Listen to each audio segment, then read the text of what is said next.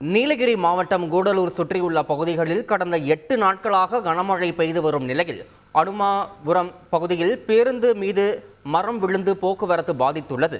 இதுகுறித்த கூடுதல் விவரங்களை செய்தியாளர் சுரேஷ்குமார் வழங்கிட கேட்கலாம். சுரேஷ்குமார், வணக்கம். தற்போது அந்த பேருந்தில் பயணித்த பயணிகளுடைய நிலைமை என்னவாக இருக்கிறது? அவர்களுக்கு எதுவும் பாதிப்புகள் ஏற்பட்டிருக்கிறதா? இந்த போக்குவரத்தை சரி செய்ய இன்னும் எவ்வளவு நேரம் ஆகும்? சுரேஷ்குமார், விரிவான தகவல்.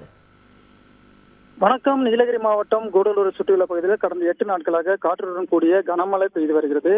இதனால் பல்வேறு சேதங்கள் ஏற்பட்டுள்ளது. குறிப்பாக அதிகமாக காற்று வீசி வருவதால் மாநில நெடுஞ்சாலை மற்றும் தேசிய நெடுஞ்சாலைகளில் மரங்கள் விழுந்து பல்வேறு பாதிப்புகளை ஏற்படுத்தி வந்தன.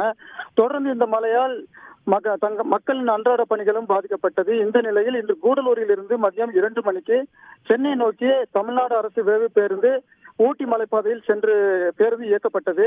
அப்போது நடுவட்ட பேரூராட்சிக்குட்பட்ட அனுமாபுரம் பகுதியில் சாலை ஓரத்தில் இருந்த மரம் ஒன்று அரசு பேருந்து மீது விழுந்தது.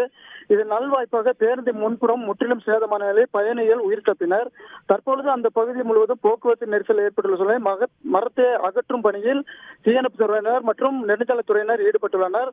பேருந்தின் முன் பக்க கண்ணாடி முற்றிலும் சேதமடைந்த நிலையில் அதிர்ஷ்டவசமாக ஓட்டுநரும் உயிர் தப்பினார். தற்பொழுது அந்த பகுதிக்கு காவல்துறையினர் விரைந்து சீரமைப்பு பணிகளை மேற்கொண்டு வருகின்றனர்.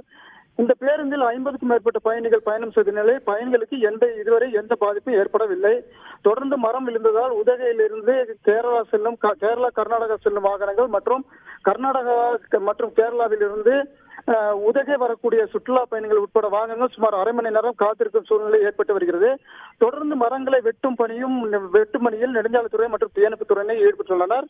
இருந்தாலும் மீண்டும் ஒரு அரை மணி நேரம் சாலை போக்குவரத்து சரியாகும் என காவல்துறையினர் தரப்பிலிருந்து கூறப்பட்டுள்ளது. தகவல்களுக்கு நன்றி சுரேஷ்குமார். செய்திகளை உடனுக்குடன் தெரிந்து கொள்ள உடனே சப்ஸ்கிரைப் பண்ணுங்க.